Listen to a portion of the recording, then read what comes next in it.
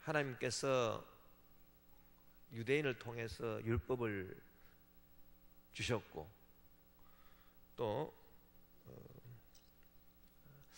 유대인이 아닌 이방인들한테는 이제 자기가 자기에게 율법이 되도록 그렇게 하셨습니다.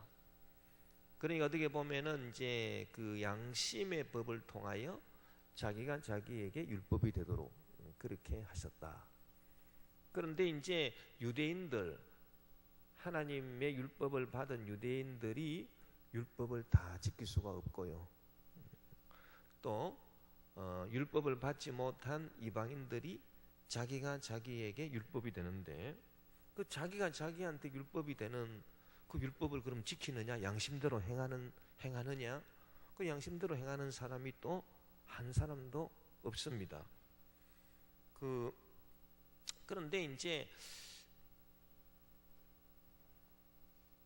하나님께서 이 모세를 통해서 이렇게 율법을 주신 것하고 유대인들에게, 그리고 이제 그 세월이 지나서 이방인들은 율법이 없으니까 이방인들에게는 자기가 자기에게 율법이 되도록 그렇게 이제 하셔서 자기 양심이 자기를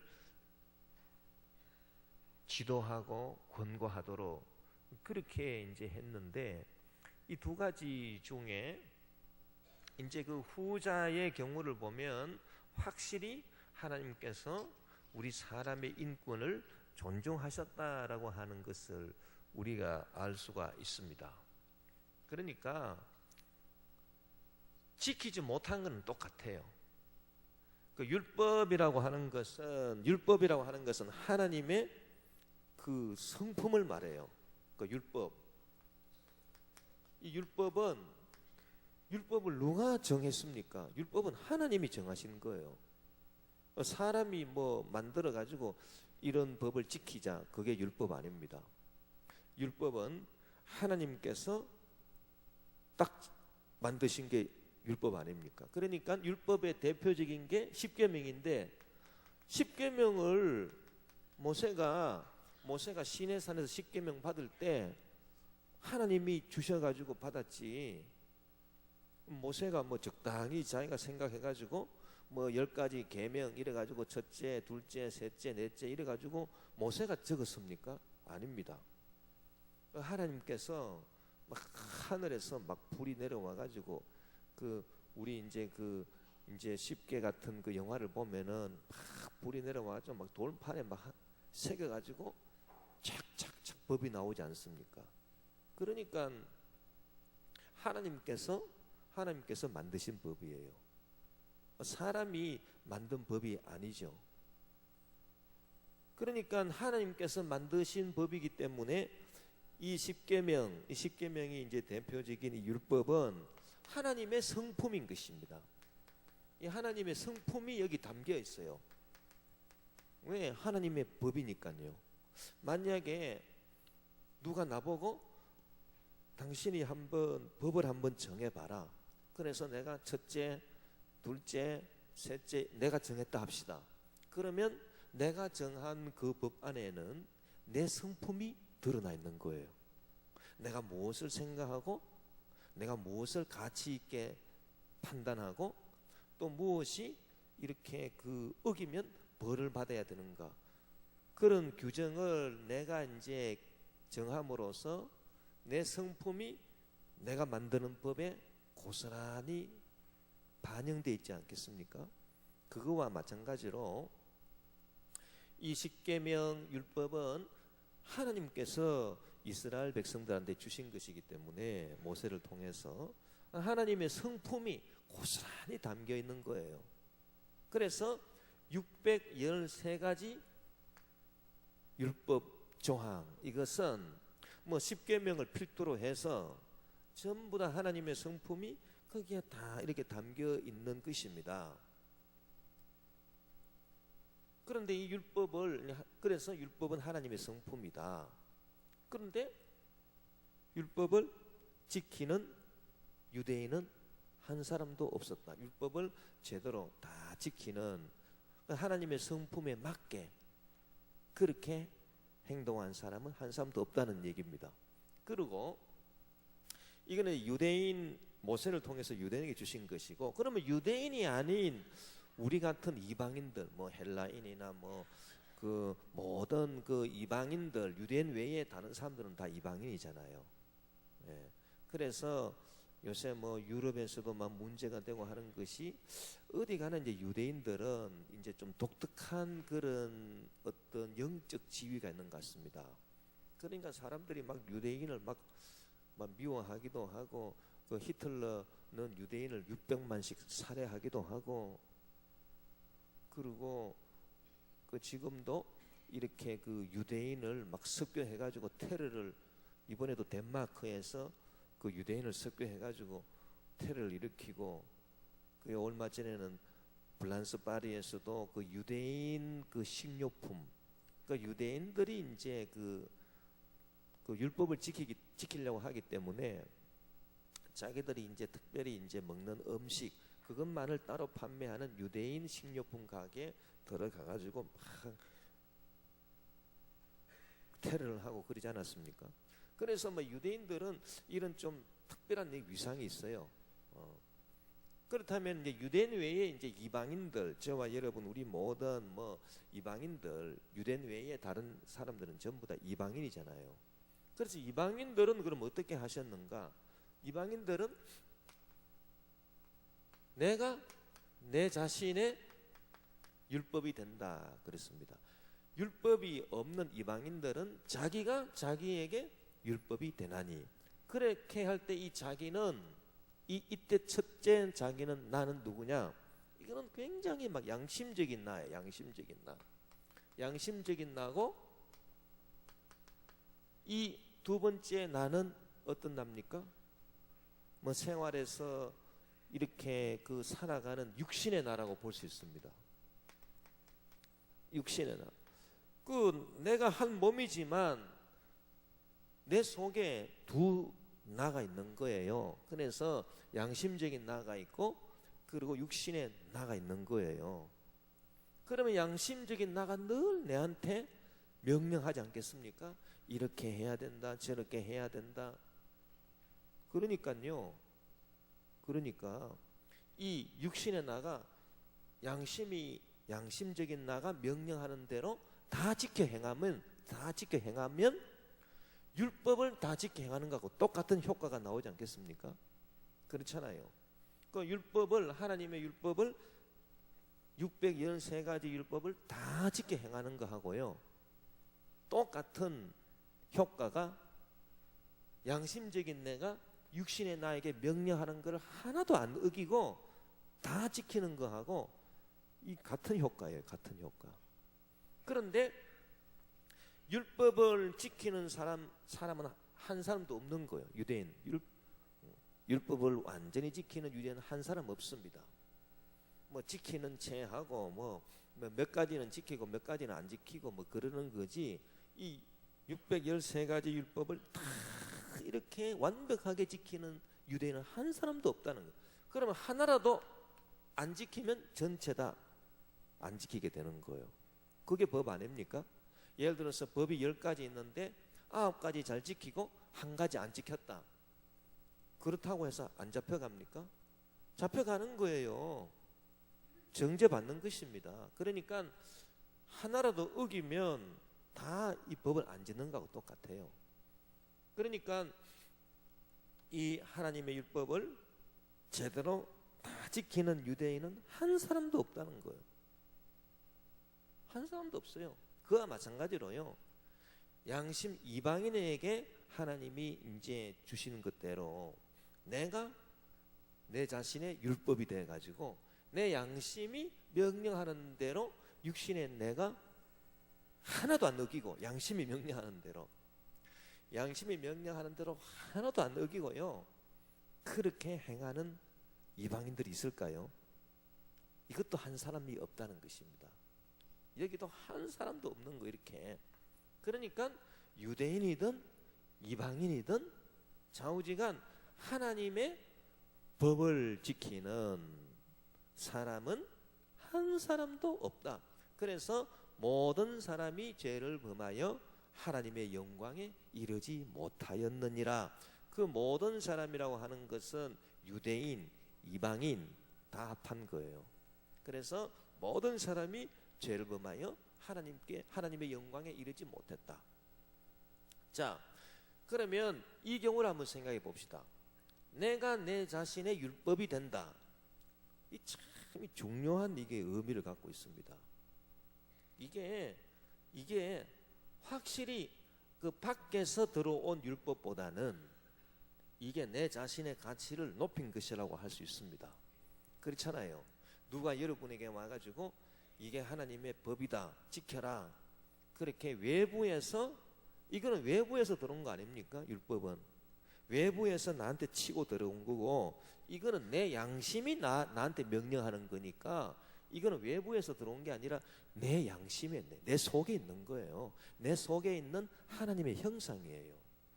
그러니까 외부에서 이렇게 명령을 받는 것보다 내 스스로 나에게 명령을 하는, 이것이 훨씬 내 인권을 높인 게 아니겠습니까? 인권을 높인 거라고. 인권을 높인 거예요. 저는 이제 목회할 때 이 두 가지 방법이 있다고 봅니다. 이렇게 그냥 담임 목사가 그냥 눈을 막 부릅뜨고 이렇게 봐가지고요, 조금이라도 이제 마음 안 맞는 거 있으면 막 그 자리에서 지적하고, 이거는 왜 이렇게 안 됩니까? 이거는 왜 이렇게 돼야 되는데.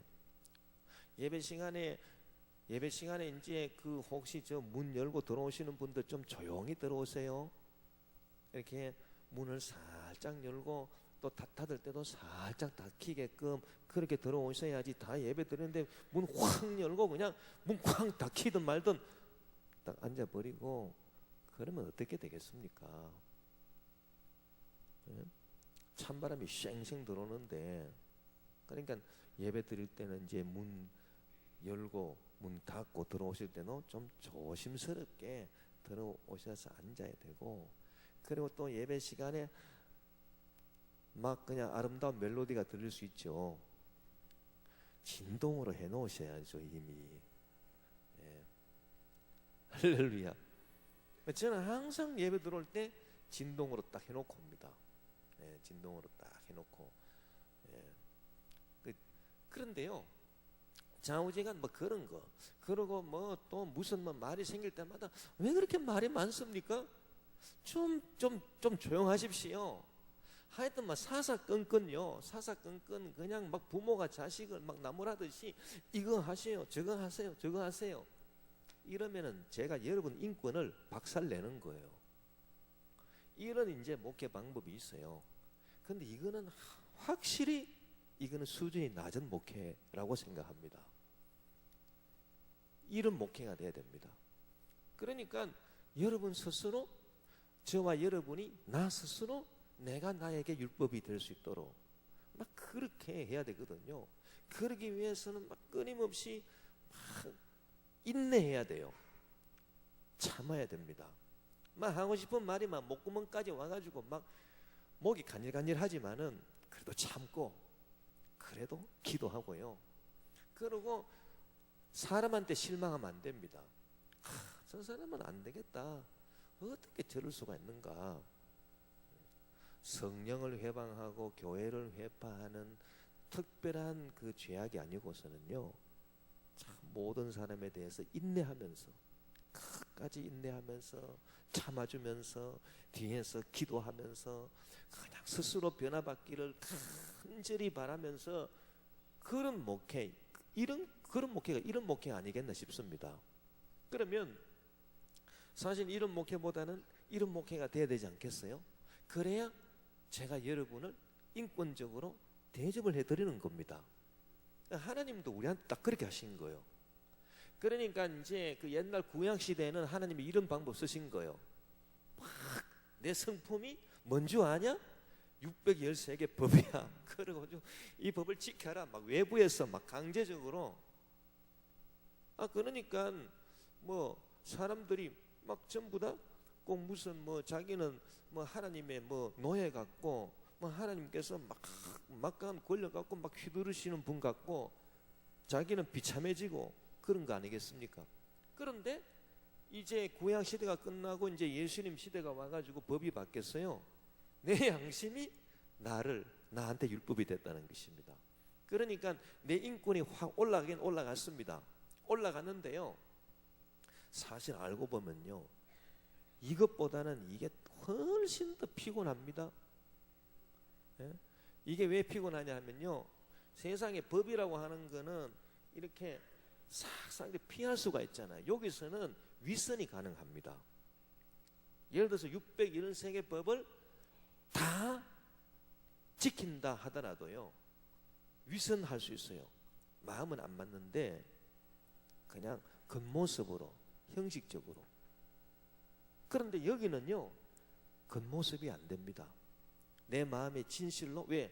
내 양심이 나한테 명령하는 바를 내가 다 행해야 되니까. 그렇지 않습니까? 그러니까 이것은 위선을 떨 수가 없어요. 여기는 위선 부릴 수가 없어요. 그러니까 이거를 우리가 알아야 됩니다. 사람의 인권이 높아지면 높아질수록요, 위선을 부릴 수가 없습니다. 솔직해져야 됩니다. 자기와 모든 사람에게. 우리가 이제 그 선진국하고 후진국을 이렇게 비교해 보면요, 선진국 사람들이 훨씬 더 솔직합니다. 예. 뭔가 모르게 이제 그 개발도상국, 후진국, 아주 후진국 말고요, 개발도상국에 있는 사람들이 굉장히 겉다르고 속다르고 하지요. 선진국 사람들 절대 겉다르고 속다르지 않습니다. 그러다가는 망해버려요. 예. 정직하게 해야지 이제 나중에 인정을 받고 다 이렇게 그 사회에서 행세할 수 있는 그런 사회입니다. 선진국이. 그래서 내가 내 자신의 율법이 된다라고 하는 것은, 이것은 참 피곤한 일이에요. 예. 내가 위선을 떨 수가 없어요. 그리고 양심적인 내가 항상 나한테 법을 들이댑니다. 밤에도 낮에도 어디 갈 때도 항상 나 따라다니지 않습니까? 양심적인 내가. 여러분 어디 가든지 항상 여러분 따라다니는 사람이 누굽니까? 여러분 자신 아닙니까? 여러분 혼자 골방에서도 따라가고요, 여러분들 혼자서 화장실에 가든 안방에 가든 어디에 가든 따라다니는 사람 나 자신이잖아요. 그게 얼마나 피곤한 일이냐고요. 그래서 인권을 높이지만은 그래 굉장히 피곤한 겁니다. 예. 그래서 우리가 사람이 사람답게 살려면요, 피곤해야 됩니다. 이게 인권적인 삶이에요. 사람이 사람답게 살려면 피곤해야 돼요. 뭐 때문에 피곤해야 되느냐? 항상 자기가 자기를 성찰하는 이 피곤, 이걸 감수해야 돼요. 그래서 내 양심이 나를 꾸짖을 때 괴롭잖아요. 그래도 그 꾸지람을 받아들이고 항상 내가 나 자신을 성찰하는 그런 피곤함, 그거를 내가 감수해야 됩니다. 그래야 사람이 사람답게 살 수 있는 거예요. 인권을 신장하면서 살 수 있는 것입니다. 근데 이런 피곤함이 없다, 그냥 이렇게 지키는 척하고 그러면 사람이 사람답게 살 수가 없다는 얘기입니다. 어쨌든 이 하나님께서 주신 율법을 다 이렇게 지킨 유대인도 없고요, 예. 또 양심이 명령하는 대로 다 지켜 행하는 이방인도 없습니다. 그러니까 좌우지간 하나님의 의에, 하나님의 의에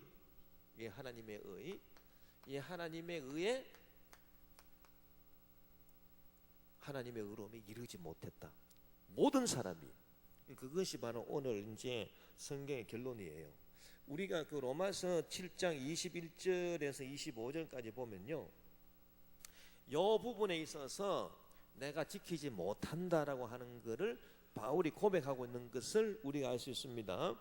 로마서 7장 21절에서 25절에 보면, 그러므로 내가 한 법을 깨달았노니 곧 선을 행하기 원하는 나에게 악이 함께 있는 것이로다.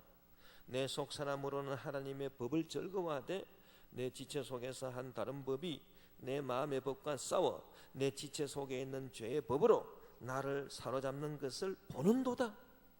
지금 이 말이요, 이 로마서 7장 21절 이하의 이 말씀이 꼭 여기에 해당되는 말 아닙니까? 여기에 내가 내 속사람으로 하나님의 법을 즐거워한다.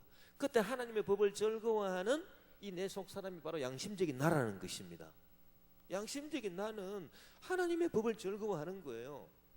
그러나 내 지체 속에 한 다른 법이 나를 사로잡아 가지고 죄의 법 아래로 끌고 오는 것을 본다는 겁니다. 그게 바로 육신의 나라는 거예요. 그래서 이 막 두 가지가 서로 이제 갈등을 일으킵니다. 그러니 얼마나 피곤합니까? 양심적인 내가 육신의 나에게 명령하는 대로 육신의 내가 따라 행하지를 못하고. 그래서 절대로 그 양심이 명하는 대로 내가 행동하지를 못한다. 그러니 뭐라고 탄식했습니까? 오호라, 나는 곤고한 사람이로다. 이 사망의 몸에서 누가 나를 건져내랴? 우리 주 예수 그리스도로 말미암아 하나님께 감사하리로다. 그런즉 내 자신이 마음으로는 하나님의 법을, 그러니까 이 양심적인 나로서는 하나님의 법을, 육신의 나로서는 죄의 법을 섬기노라. 완전 이런 그 갈등을 토로하고 있는 거예요. 그러니까 율법을 지켜 행하는 유대인은 한 사람도 없고요, 또 양심의 법대로 지켜 행하는 이방인도 한 사람도 없어요. 그러니 유대인이든 헬라인이든 모든 사람이 죄를 범하여 하나님의 영광에 이르지 못했다라고 하는 것입니다. 그것이 바로 이제 오늘 이제 그 결론이에요. 그래서 하나님의 의에 이르지 못하니까 뭐 유대인이든 이방인이든 간에 하나님의 의에 이르지 못해가지고 죄를 짓고 사는데, 그 죄가 쫙 열거되어 있습니다. 그들의 목구멍은 열린 무덤이고 그 혀로는 속임을 일삼으며 그 입술에는 독사의 독이 있고. 먼저 이렇게 그 언어에서 나오는 독입니다. 생각과 언어. 그래서 막 생각에서부터요, 이 생각에서부터 막 악이 가득한 거예요. 그리고 이게 이제 말로, 생각이 가득한 것이 말로 나오지 않습니까? 그 말이 그냥 막 아주 험하게지고, 그리고 이제 행위, 그 악의 순서가 이렇게 쫙 나오고 있습니다. 그래서 그들의 목구멍은 열린 무덤이고 그 혀로는 속임을 일삼고 그 입술에는 독사의 독이 있고 그 입에는 저주와 악독이 가득하고 그 발은 피 흘리는데 빠른지라. 피 흘린다라고 하는 것은 남을 해치고 죄악을 저지른다. 그래서 행위, 생각, 말, 그리고 행위, 이런 순서대로 쫙 악이 이제 나온다는 겁니다. 파멸과 고생이 그 길에 있어. 그러니까 이런 이제 죄악의 결과로 말미암아 생활이 어떻게 됩니까? 생활이 완전 파멸이고 고생이라는 거예요. 파멸과 고생이 그 길에 있어 평강의 길을 알지 못하였고, 평강이 없다. 그러니까 유대인이든 이방인이든 하나님의 법을 지키지 못하고, 그래서 그들이 죄악을 저지름으로 말미암아 생각에서 짓고 입으로 짓고 말로 짓고 행위로 지음으로 말미암아 파멸과 고생이 있고 평강을 절대 알지 못한다. 평강이 없다. 그리고 그들의 눈앞에 하나님을 두려워함이 없느니라. 아니, 이렇게 평강이 없음에도 불구하고 죄악을 저지른 사람들이 하나님을 두려워하지 않는다는 것입니다. 하나님을 떠난 인생들이 하나님을 두려워하지 않고 계속 그 잘못된 길로 가다가 결국은 영원한 파멸, 영혼의 2차적인 죽음, 완전 영원한 멸망, 영벌로 떨어진다는 겁니다. 하나님을 두려워함이 없다. 그래서 그 죄악을 저지르고 그 다음에 이 죄악을 반성하지 않고 하나님을 두려워하지 않기 때문에 그 결과는 뭡니까? 그 결과는 결국은 이제는 지옥으로 떨어지는 거예요. 영원한 지옥으로 떨어지는 것이다. 그거를 쭉 이렇게 오늘 본문 서두 부분에서 이렇게 얘기를 하고 있는 거예요. 그러면 어떻게 해야 되냐? 하나님께서 우리를 긍휼히 여기셔서 도대체 이렇게 유대인이든 이방인이든 당신의 법을 떠나가지고 이렇게 그 죄악에 빠져가지고 파멸의 길, 영원한 파멸로 치닫는 이러한 사람들을 건져내기 위해서 그럼 하나님 어떻게 하셔야 되는 거예요? 하나님은 그래도 은혜의 하나님이신 줄 믿습니다.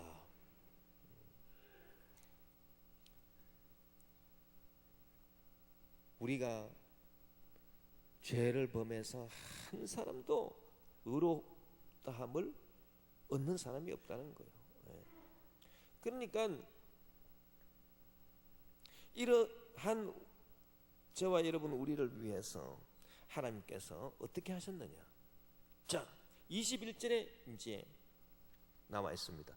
이제는 율법 외에 하나님의 한 의가 나타났으니, 자, 이제 율법 외라 그랬습니다. 율법. 자, 율법 외라고 하는 것은 뭡니까? 두 가지 율법이 있다 그랬습니다. 유대인에게 준 하나님의 율법, 뭐 613가지 이제 유대인에게 준 하나님 율법이 있고, 그 다음에 또 다른 법이 있죠. 내가 내 자신의 법이 되는, 내가 내 자신의 율법이 되는, 내가 내 자신의 이제 법이 되는, 그래서 양심의 법, 그렇죠? 양심의 법, 내가 내 자신에게 법이 되는 양심의 법. 좌우지간 이 모든 법을 말합니다. 이거로도 안 되고 이거로도 안 되는 거예요. 뭐 둘 다 안 되는 거예요. 좌우지간 이제는 율법으로서는 안 되고 법으로는 안 됩니다. 뭐 양심의 법이든 율법이든 지킬 수가 없어요. 근데 어떻게 구원받습니까? 그러니까 법으로는 안 되고요. 법으로는 안 되기 때문에 율법 외에, 법 외에요. 법 외에 율법이든 뭐 양심의 법이든 법 외에 하나님의 한 의가 나타났으니, 율법과 선지자들에게 증거를 받은 것이라. 구약 성경에 이사야 선지자나 뭐 예레미야나 그와 같은 선지자들을 통해서 예언되어 온 것이다. 예수 그리스도가. 그래서 이제 이런 이제 법으로는 우리가 절대 구원받을 수가 없고, 이제 이 법 외에 한 다른 법이 나타났다. 즉 예수 그리스도가 나타났다. 예수 그리스도로 말미암아 구원을 받게 하는 하나님의 의라고 말했습니다. 하나님의 의, 이것이 선지자들에게 증거를 받은 것이다. 그러니까 구약에 이미 예언이 되어 있다는 거예요. 이제 장차 예수 그리스도께서 이 땅에 오셔서 예수 그리스도를 믿음으로 말미암아 구원을 받는, 죄 사함을 받고 구원을 받는 그와 같은 도리, 그와 같은 구원의 역사, 이것이 구약의 율법에도 예언되어 있고 구약의 선지자들에도 예언되어 있습니다. 그래서 예수 그리스도를 통해서 받는 하나님의 의가 나타났다. 이제는 법을 지킴으로써 구원받는 게 아니고요. 법으로는 나는 죄인이다라고 하는 걸 깨달을 뿐이고, 어떻게 구원은 받느냐? 주 예수 그리스도를 믿음으로 말미암아 구원받는다는 것입니다. 그래서 22절에 곧 예수 그리스도를 믿음으로 말미암아 모든 믿는 자에게 미치는 하나님의 의인이 차별이 없느니라. 할렐루야. 그래서 이제는 예수 그리스도를 믿음으로 말미암아 구원을 받는 하나님의 의, 사람의 의가 아니고요, 하나님의 의가 나타났다. 할렐루야. 그래서 이런 또 믿음은 차별이 없다는 거예요. 누구하고 누구 차별이 없다는 겁니까? 있죠. 유대인이든 양심의 법을 따른 이방인이든 다 차별이 없어요. 유대인도 이방인도 이제는 예수 그리스도를 믿음으로 구원을 받는다는 것입니다. 예. 그러니까 자 보세요. 만약에 율법을, 하나님께서 모세를 통해서 주신 율법을 잘 지켜서 구원을 받았다 그러면 여기에 하나님의 의가, 하나님이 의로운 분입니까? 율법을 지키는 사람이 의로운 것입니까? 율법을 지키는 사람이 어렵지 않겠습니까? 그래서 여기는 나의 의예요. 나의 의. 하나님의 의가 아니에요. 이거는 그렇잖아요. 지키는 사람이 의로운 거지. 그렇지 않습니까? 하나님도 의로우신 분이지만은 지키는 사람도 의로운 거라고요. 그렇지 않습니까?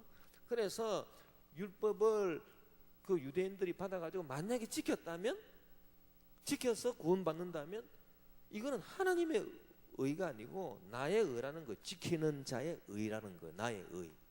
또 마찬가지로 자, 양심의 법입니다. 내가 내 자신의 양심의 법이 돼가지고 내가 내 자신의 율법이 됐습니다. 그래서 막 내 양심이 명하는 대로 내가 다 지켰어요. 내 양심이 명령하는 대로. 그러면 이때도 누구의 의가 나타납니까? 하나님의 의가 나타납니까? 나의 의가 나타납니까?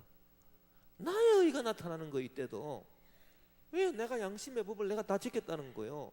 그만큼 자랑스러운 나의 의가 어디 있겠습니까? 만약에 여러분께서 여러분 막 양심이 명령하는 대로 다 지켰다고 합시다. 얼마나 나의 의가 자랑스럽겠습니까? 그래서 여기서도 나의 의고요, 여기서도 나의 의라는 거예요. 나의 의. 그러나 이렇게 지키는 사람이 없어요.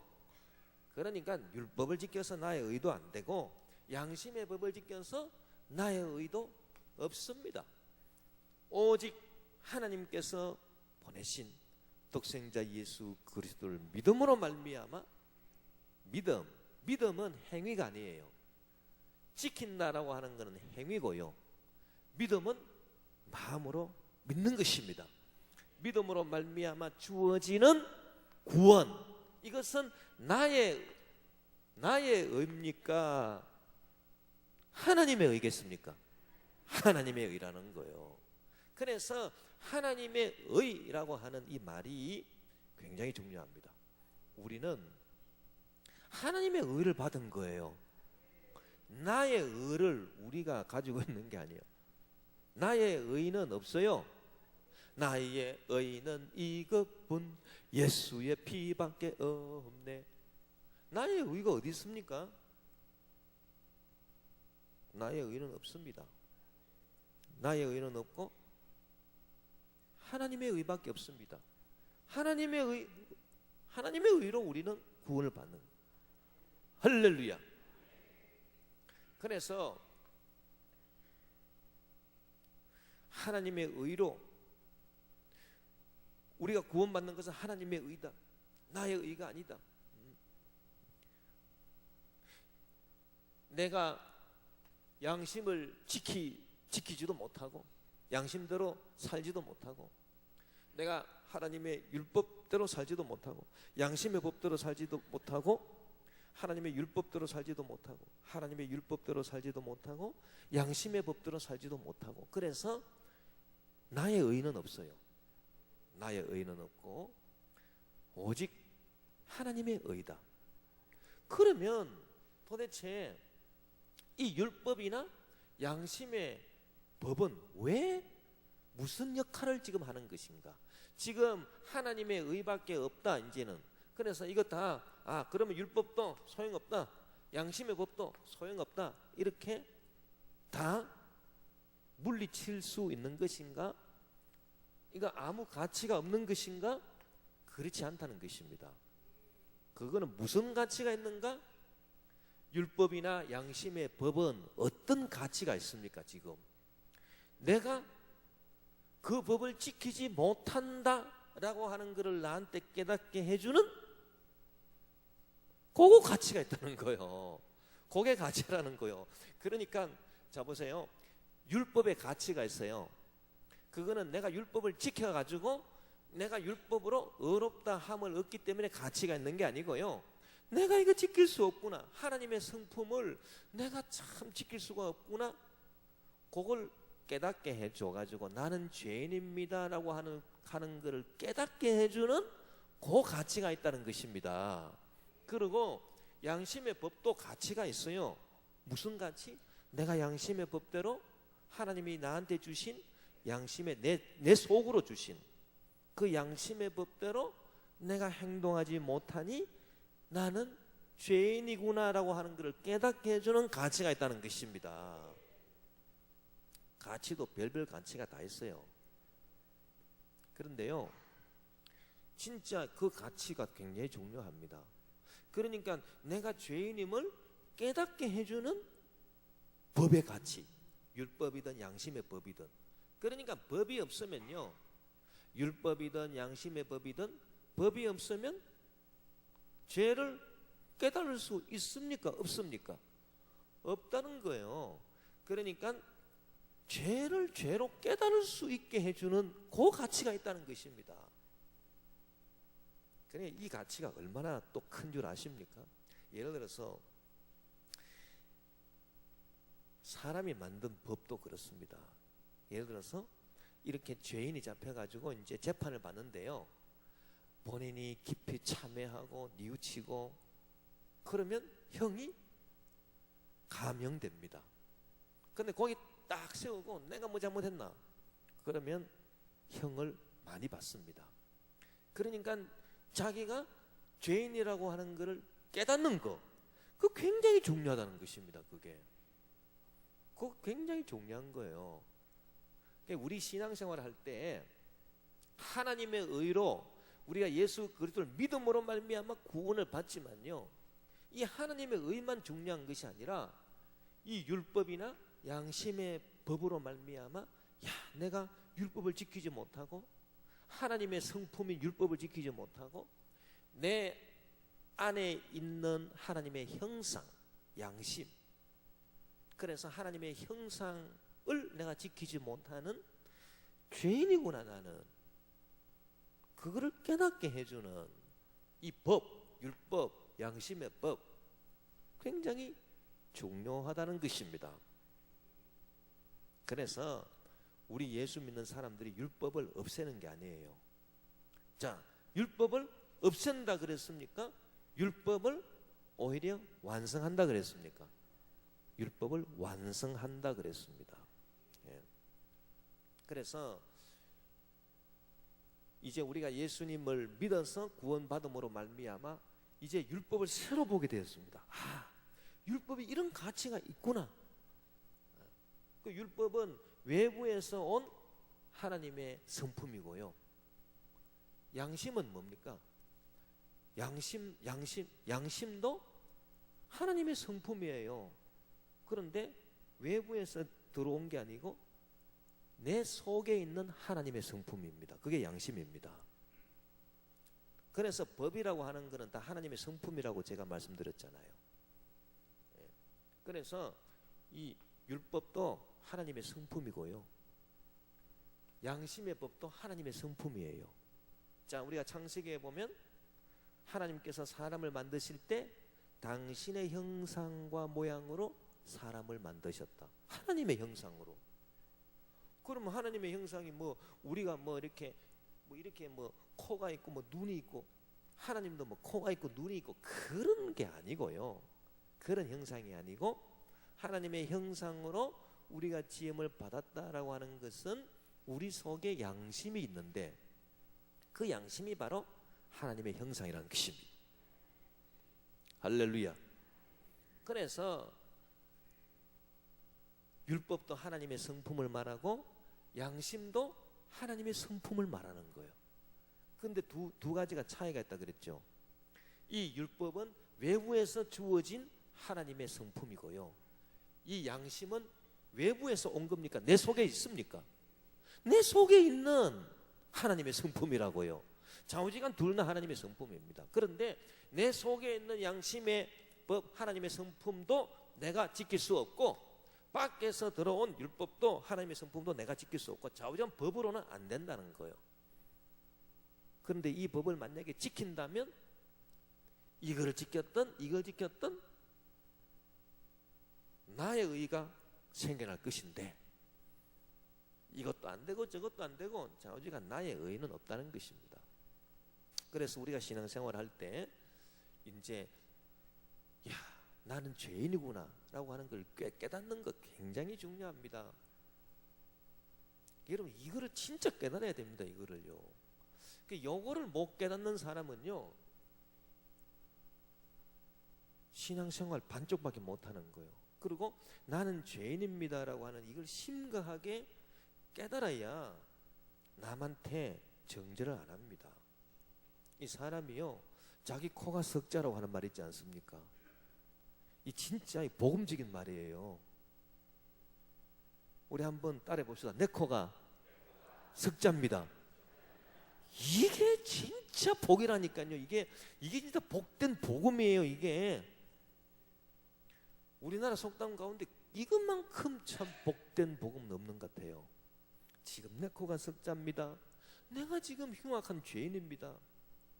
그런데 지금 내가 무슨 여가가 있어가지고 남한테 지금 이 손가락질 할 수 있는 지금 이 여가가 어디 있습니까? 지금 내가 지금 죽을 지경인데. 그러니까요, 율법으로는, 양심의 법으로는 죄를 깨달음이니라. 이 죄를 깨달아 가지고 내가 죄인입니다, 죄인입니다 라고 하는 사람은 참 이게 첫 단추를 잘 끼운 거예요, 신앙생활에. 그리고 굉장히 이게 예민해집니다. 신앙생활 하면 할수록. 뭐 옛날에는 막 예수 안 믿을 때는요, 뭐 그냥 살인을 저질러도 눈 하나 깜짝 안 해. 뭐 도둑질은 뭐 웬만큼 해가지고 뭐 눈 하나 깜짝도 안 해. 사람 죽여놓고요, 그리고 집에 가서 술 마시고 발 쫙 뻗고 드릉드릉 코 골면서 자는 사람들, 자기가 죄인인 것을 깨닫지 못하기 때문에 얼마나 평안하게 잠을 잘 자는지 모르고, 그런 사람이 이제 검거해가지고 뭐 현장 뭐 이렇게 그 뭐 금식하러 가고 이러면요, 이런 사람들은 뭐 고기를 안 숙입니다. 그런데 우리가 예수 믿는다라고 하는 게 뭐겠습니까? 예수 믿을수록 막 이게 막 그냥 세상에 막 조그만 것도요, 막 남한테 말 한마디 이렇게 막 잘못해가지고 막 이렇게 그 마음에 상처 주는 거, 이것도 막 내가 괜히 그렇게 말해가지고 정말 마음에 막 상처가 되고, 참 나는 부족해, 나는 참 죄인이야, 그렇게 고민하지 않습니까? 이게 얼마나 복이냐고 하는 거예요.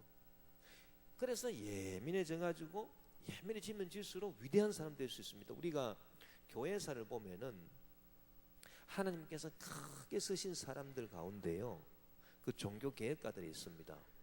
그 우리 이제 개신교 안에는 마틴 루터고, 그 다음에 이제 가톨릭에는 이냐시오 로욜라라고 하는 사람이 있는데요, 이 두 사람 공통점이 있습니다. 어떤 공통점이 있냐 하면은 너무 그냥 죄에 대해서 예민한 거예요. 그래가지고 막 루터는 얼마나 고민했는지 모릅니다. 이 사람이 그 수도원에서 맨날 그 수도원에서 마틴 루터가 수도원에서 밥 먹고 하는 일이 기도하고, 그리고 물 마시고 하는 일이 기도하고. 이 사람은 그 세속적인 일을 하는 사람 아니에요. 무슨 뭐 장사하는 사람도 아니고, 수도원의 어거스틴 그 수도원의 수도사예요, 마틴 루터가. 그런데 이 수도사 이 사람이 가톨릭 신부였습니다. 마틴 루터가. 도대체 이 사람이 뭘 그렇게 그냥 자기가 그냥 죄인이라고 고민할 게 있었겠습니까? 수도원 안에 처박혀 사는 사람이 밖에 나와야지 무슨 죄를 짓고 돌아다니든지 하지. 수도원 안에서 무슨 그 사람이 죄를 짓겠어요? 그런데 루터는 맨날 자기 죄 때문에 막 너무너무 괴로워하는 것입니다. 나는 참 죄인. 왜? 마음속에 이렇게 막 누구에 대한 미움, 누구에 대한 막 시기, 어떤 막 그 마음에 조그마한 그런 막 미세한 그런 그 막 질투라든지 막 불안이라든지 막 음란이라든지 이런 것이 조금이라도 있으면 막 그게 막 너무 자기를 괴롭게 하는 거예요. 그래가지고 정말 나는 어떻게 해야 됩니까? 나는 정말 할 수 없는 죄인입니다. 너무너무 민감했다는 것입니다. 그랬더니 하나님께서 크게 들어 사용했습니다. 마틴 루터를. 예? 루터를 통해서 믿음으로 구원받는다. 그거 선포하지 않았습니까? 이냐시오 로열라라고 하는 그 사람도요. 그 사람이 가톨릭을 크게 부흥시킨 사람인데 그 사람도 그 루터하고 동시대에 살았던 사람입니다. 그 사람도 얼마나 이게 민감한지 모릅니다. 이게 너무 민감해가지고 이 사람이 이제 예루살렘에 이제 그 성지 순례를 이제 가는데요. 이제 성지 순례 먼 길을 가려면 마땅히 돈 가지고 가야 되지 않습니까? 먼 길 가는 사람이 돈 안 가지고 어떻게 갑니까? 그래가지고 이제 돈을 챙기는 거예요. 돈을 딱 챙겨 보니까 자꾸 그냥 복음서 말씀에 너희들이 여행할 때 전대나 지팡이를 가지지 말고 그 말씀이 자꾸 막 떠오르는 거예요. 그러면서 막 자기 속으로 변명하는 겁니다. 아니 내가 이거 돈 없이 내가 어떻게 예루살렘 갑니까? 돈 없이 내가 어떻게 예루살렘 갑니까? 그런 말 하지 말라고 계속. 근데 너는 죄인이다. 너는 왜 예수님 말씀 먹이느냐? 네가 지금 전대에 돈을 두둑이 차고 다니면서 네가 무슨 성지 순례를 한다고? 야 이놈아, 자꾸 막 자기를 막 심판하는 거예요. 너무 괴로워 가지고 이 사람이 이제 누구한테 상담받아야 되겠다고 가가지고 신부 한 사람 만나가지고 도대체 어떻게 해야 되냐. 그러니까 신부가 들어보니 참 기가 막히거든요. 당연하지. 그 예루살렘 여기서 얼마나 먼 거리인데 거기 가는데 무슨 또 돈 차고 가는 게 무슨 죄겠소. 그렇게 했는데도 예 알겠습니다. 자기 마음이 안 편한 거예요. 나는 복음서대로 살지를 못하는구나.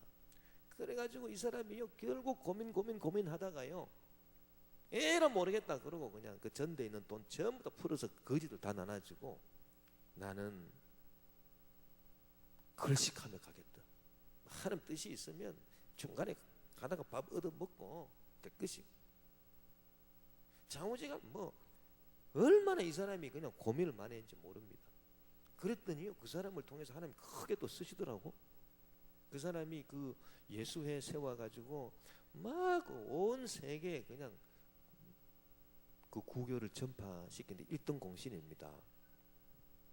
장우재는 어쨌든 간에 우리가 이제 그 믿음으로 말미암아 하나님의 의인데 우리는 나의 의는 없어요.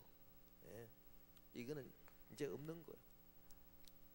나의 의는 있다면 예수의 피밖에 없습니다. 그래서 우리가 그 찬송 참 좋아합니다. 나의 의는 이 평안함과 소망은 예수의 피밖에 없네. 나의 의는 이것뿐 예수의 피밖에 없네. 그래서 우리는 나의 의밖에 없다. 하나님의 의밖에 없다. 큰일 날 소리였네요. 나의 의는 예수의 피밖에 없고 나의 의는 없습니다. 하나님의 의. 그래서 하나님의 의라는 거예요. 예. 그런데요. 그러면 요게 하나님의 의. 자, 하나님의 은혜로 말미암아 참 이제 법으로는 율법이든 양심의 법으로든 죄를 깨닫는 것이고 그래서 율법도 필요하고 양심도 필요한 것이고 죄를 깨달아서 나는 죄인입니다. 이게 굉장히 중요한 얘기예요. 그래서 교인들 중에 그런 분들이 많아야 교회가 조용해집니다. 우리 스스로 죄인임을 깨닫게 되면요, 교회가 진짜 조용해지는 거예요. 왜? 깽깽 소리가 안 나요. 막 남을 막 비판하는 그런 소리가 안 나고 조용해집니다. 그래서 사람이 자기 죄를 깨달으면 첫째로 침묵이 딱 생겨요. 죄인이 무슨 할 말이 있겠습니까? 그리고 입이 딱 다물어지는 거예요. 폐일은 하고, 여러분 말을 많이 하지 마십시오. 말 안 하는 게 좋습니다.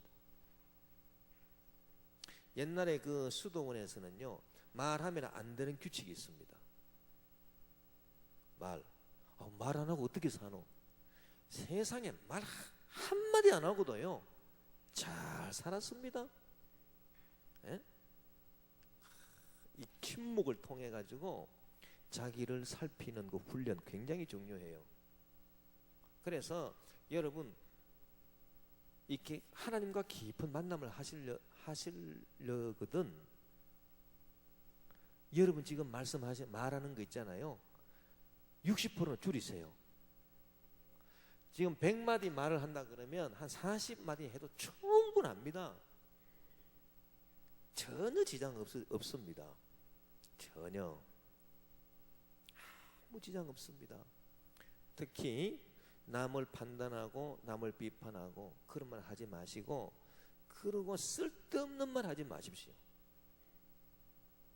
안 해도 될 말은요 꼭 해야 될 말을 해야 되는 겁니다. 그래서 그 말을 언쟁반에 이렇게 쪼개놓은 사과처럼 딱 꼭 필요한 말만 딱. 그래서 이 그 수도원 같은 데 가면 제일 훈련받는 게 이 언어 훈련이에요. 언어 훈련. 절대로 말 많이 안 해요. 말 없어도요 잘 됩니다. 교회 잘 됩니다. 얼마나 잘 되는지 모르고요 부흥 팍팍팍팍 됩니다. 예.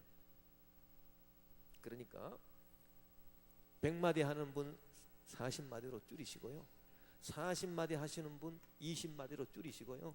예. 그리고 남 칭찬하는 말, 예. 남을 칭찬하는 말로 다 바꾸십시오. 남을 칭찬하고 남을 살리고 남을 격려하는 말로 다 바꾸자고요. 할렐루야. 예. 그래서 이제 하나님의 은혜로 우리가 이제 하나님의 의를 받게 되었습니다. 하나님의 은혜. 이게 다 은혜입니다. 왜? 행위가 아니니까. 자, 우리가 율법을 지키든 마음의 양심의 법을 지키든 법을 지켜서 구원받는다라고 하는 게 행위지 않습니까? 뭐 율법 지키든 뭐 양심을 지키든 이거는 행위인데, 행위로 이제 구원 못 받고 나의 의로 구원 못 받고 하나님의 의로 구원 받으니까 행위의 반대는 은혜. 할렐루야. 우리가 뭐를 잘 행동해서 잘 행위를 해가지고 구원받는 게 절대 아니라는 거죠. 그래서 하나님의 은혜로 우리는 구원을 받았습니다. 이것이 우리 기독교 근본 교리입니다. 할렐루야.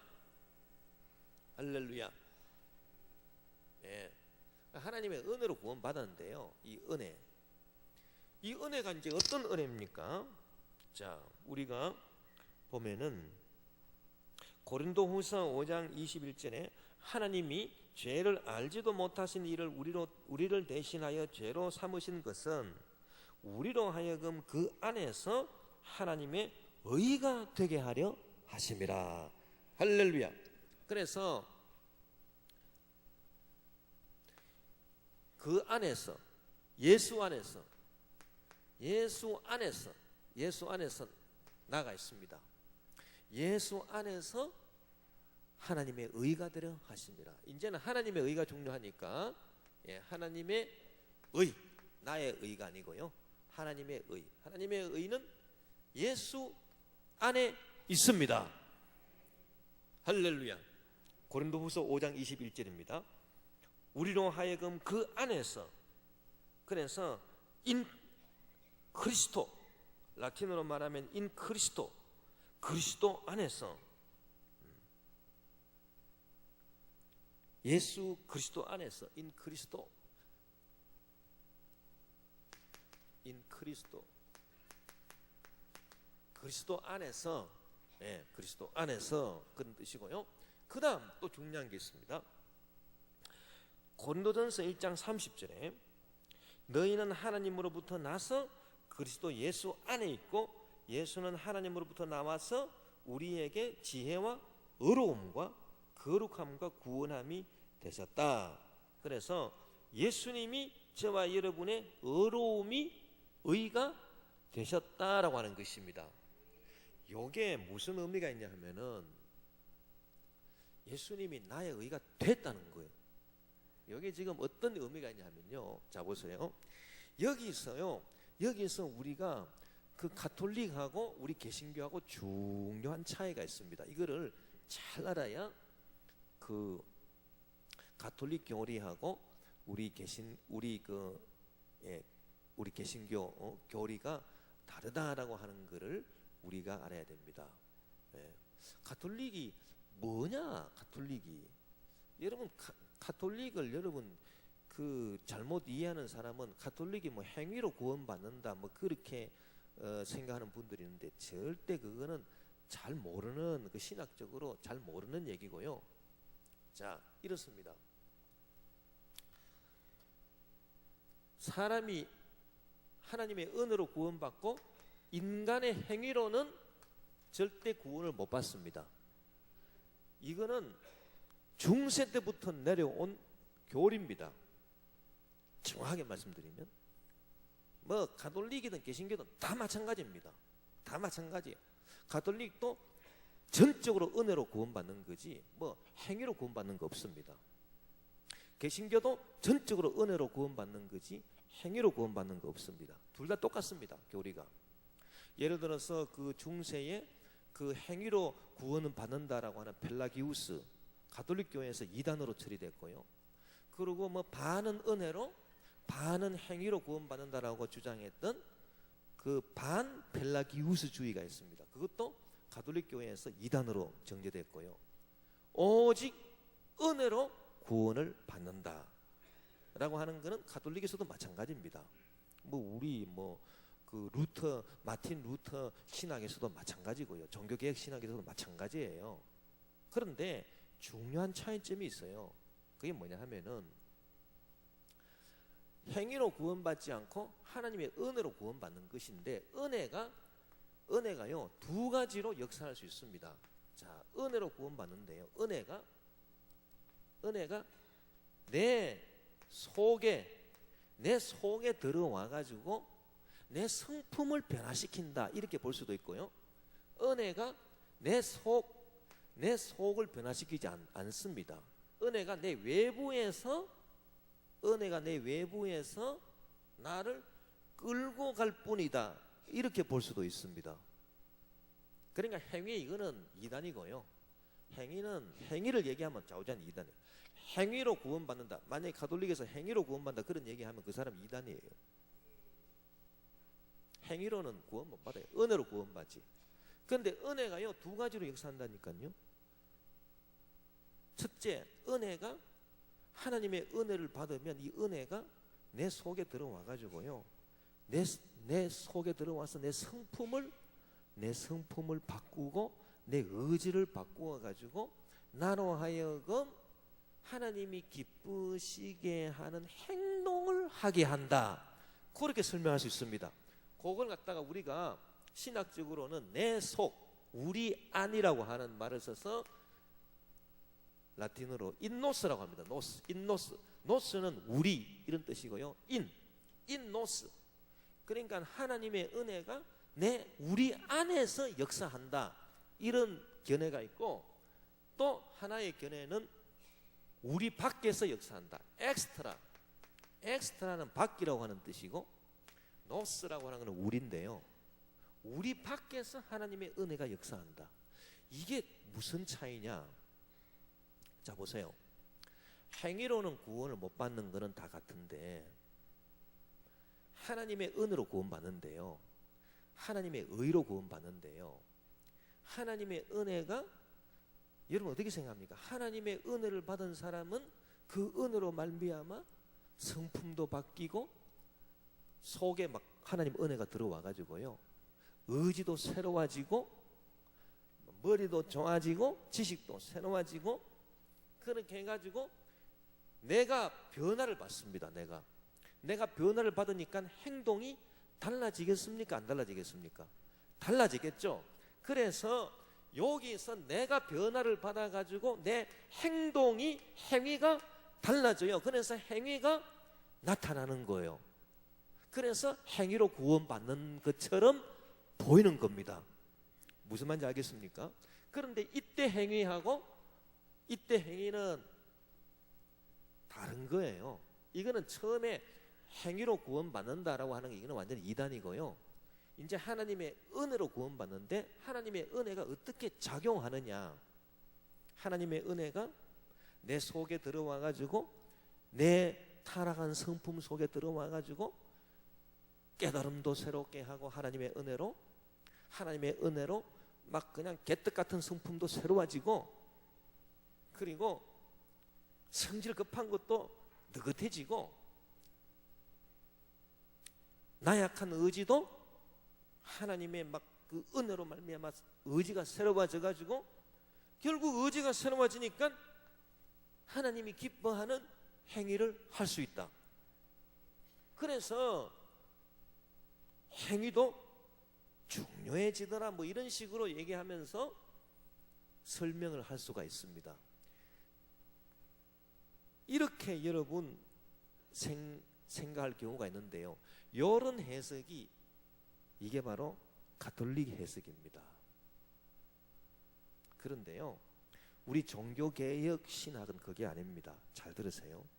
우리 종교개혁의 원래 마틴 루터 신학은 외부 내 속으로 들어온 게 아닙니다. 하나님의 은혜가 나는요, 우리의 성품은 썩었어요. 저와 여러분의 성품이 이 타락이라고 하는 게 그 종교개혁의 신학 가운데 아주 중요한 게 뭐냐면 타락은 그냥 웬만한 타락이 아니에요. 따라합시다. 전적 타락. 그러니까 안 썩은 부분이 없는 거예요. 다 썩어버린 거예요. 썩었는데 뭐 들어와가지고 어떻게 합니까? 그러니까 내 속이 새카맣게 다 썩어버렸다고요.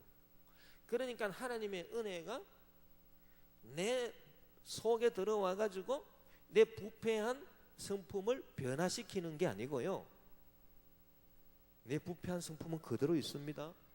부패한 성품은 그대로 있는데 하나님의 은혜가 나를 끌고 가는 것입니다.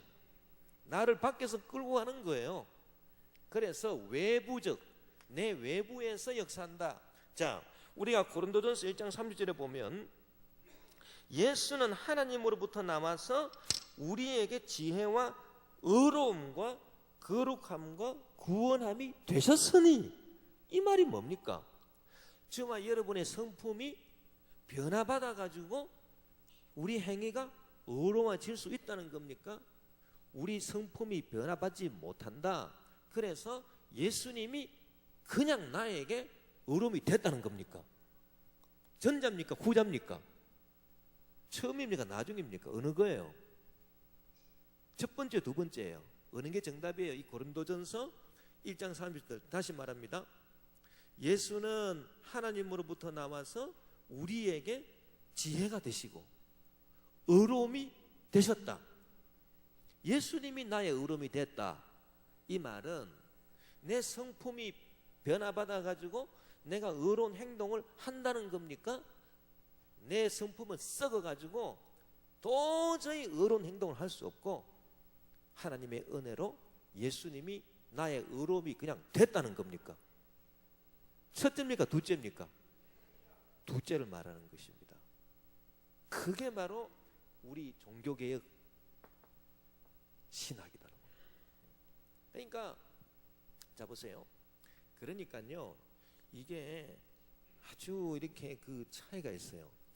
똑같이 하나님의 은혜를 얘기해도 하나님의 은혜가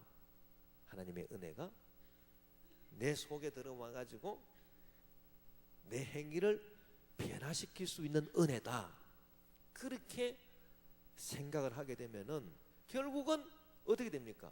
은혜 받았다는 사람이 저렇게 행동하고 세상에 행동을 고쳐야지 그러면서 막 행동 고칠 때까지 수도원에 잡아 넣어 가지고 막 계속 이렇게 막 행위가 좋아질 때까지 막 이렇게 닥달하고 결국은 행위로 구원받는 것처럼 보이지 않겠습니까? 그게 바로 가톨릭이라고 하는 거예요. 무슨 말인지 아시겠어요? 그러나 우리 종교개혁은 그렇지 않아요. 우리 종교개혁은 내 성품이요 썩었어요. 완전 썩어버렸어요. 썩어가지고요 절대로 내가 하나님의 은혜 받아도요 내 성품이 이게 새로워지지 못합니다. 전적 타락했는데. 그래서 내가 은혜 받았다 하더라도 하나님이 기쁘시게 하는 행위를 내가 할 수 있다, 할 수 없다? 할 수 없는 거예요. 원칙적으로 할 수 없는 거예요.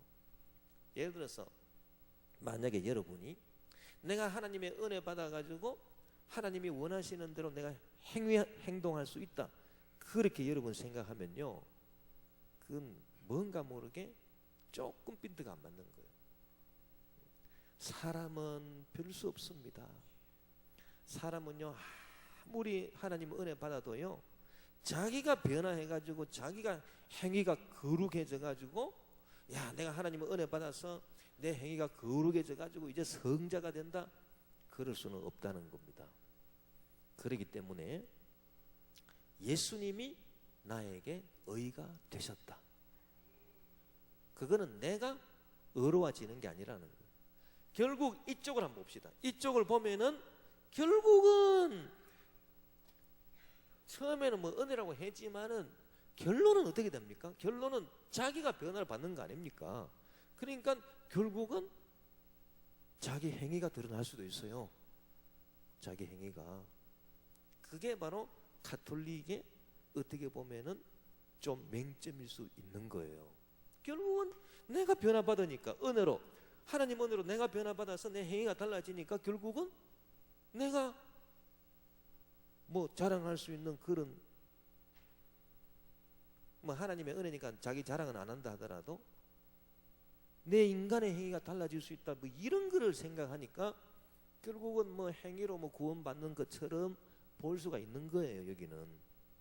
그러나 우리가 성경을 보면 그 마틴 루터는 이걸 확실히 했습니다. 이게 마틴 루터의 확실한 사상입니다. 하나님의 은혜가 절대로 내 내부를 변화시키는 게 아니다. 내 내부는 썩어가지고 완전 썩어서 절대 변화될 수 없고, 따라서 루터에게 있어서 하나님의 의라고 하는 것은 인간 밖에서 존재하는 외부로부터 오는 낯선 의예요. 절대 내 마음이 체험하지 못했던 생소한 낯선 의, 그게 하나님의 의예요. 그래서 결국 나의 의가 됩니까? 안 됩니까? 안 된다는 거예요. 만약에 은혜 받아가지고 내가 변화받아서 내 행위가 거룩하게 되면은 결국 여기서는 결국은 이게 나의 의가 될 수도 있다는 얘기예요. 하나님의 은혜지만. 왜? 자기가 변화받으니까. 그러나 마틴 루터는 그렇게 생각하지 않았습니다. 우리는 처음부터 끝까지 참 이 타락한 존재예요. 변화받을 수 없어요. 그러나 어떻게 됩니까? 나의 의는 없고 오직 하나님의 의, 그리스도의 의. 그러면 하나의 의문점이 생깁니다. 그러면 이렇게 변화받을 수 없다, 그러면 어떻게 우리가 행동을 해야 되겠느냐? 자, 말씀드리면요, 끌려가지고 행동합니다. 뭐 조금 이렇게 그 표현이 좀 그렇습니다만은 막 하나님의 은혜가요 우리를 끌고 가는 거예요. 끌고 가가지고 그냥 맥살 잡고 끌고 가는 겁니다. 술집에 갈 사람들 멱살 잡고 하나님 은혜가 끌고 가지 마. 예? 뭐 그겁니다. 예. 노름하는 사람들 막 하나님께서 막 은혜가 확 임해가지고요, 막 은혜가 막 끌고 가가지고 노름장에 못 가도록 막는 거예요. 그런 거지. 막 속으로는 막 그냥 막 노름장에 막 벌써 10번 가 있어요. 그러나 막 하나님께서 막 그걸 막 끌어가지고 은혜로 막 끌어당, 이제 그런 얘기를 하는 거예요. 그래서 우리 밖에서부터 주어지는 의다. 그런데 확실히요, 제가 이제 목회를 쭉 하면서 보면은 사람은요, 확실히 그 하나님의 은혜 체험한 사람은 확실히 이렇습니다. 뭐 이런 측면도 거의 없다고는 할 수 없어요. 뭐 조금 있을 수 있겠죠. 뭐 은혜 받아가지고 자기가 변화받고 하는 것도 있을 수 있겠죠. 그런데요, 야, 참 저부터 그렇더라고요. 뭐 10년, 20년, 30년, 40년 믿어도요, 참 내가 변화받아가지고 막 내가 막 내 스스로 막 변화받아가지고 막 내 의지가 달라져가지고 내가 스스로 막 하나님이 기쁘시는 행동을 하고 이런 거는 참 드뭅니다. 드물고. 그러면 어떻게 해서 우리가 하나님을 기쁘시게 합니까? 성령에 끌려다녀요. 성령의 포로가 돼가지고 성령이 우리를 확 잡아가지고요, 그냥 이렇게 끌고 가시는 거예요. 예. 그래서 그 우리가 이제 그 은혜를 이렇게, 예. 그런데 이제 고린도전서 1장 30절에 예수는 하나님으로부터 나와서 예수님이 나의 의로움이 되셨다라고 하니까, 결국은 예수님이 나의 의로움이 되셨다라고 하니까 결국은 이쪽이 맞는 얘기가 아닌가. 만약에 이쪽이 맞다면 하나님의 은혜로 내가 의롭게 되었, 나의 의가 이제 나타났다, 이렇게 얘기해야 될 거 아닙니까? 그런데 예수님이 나의 의로움이 되셨다라고 하니까 나는 의로움이 아니라는 거예요.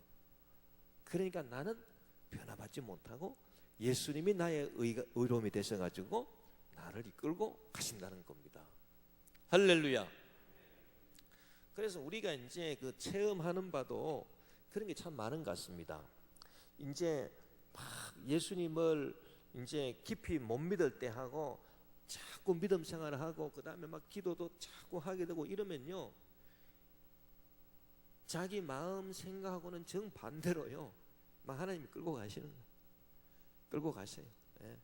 그래서 막 속에는 막 이런 게 막 올라와도 그냥, 예, 그걸 참을 수 있게 되고, 예, 그렇게 되는 거지. 무슨 뭐 속이 뭐 변화하고 그런 거는 조금 아니지 않겠는가. 어쨌든 우리는 그리스도 예수를 믿음으로 말미암아 구원을 받고, 예, 하나님의 사랑받는 자녀가 된 줄 믿습니다. 그래서 나의 의는 없고 오직 하나님의 의밖에 없습니다. 이제 우리는 성령에 이끌려서 우리는 한 걸음 한 걸음 끝까지 나아가는 것이고, 할렐루야, 예, 주님을 기쁘시게 할 수 있는 것입니다. 우리 주여 한번 부르고 통성으로 기도합시다. 주여.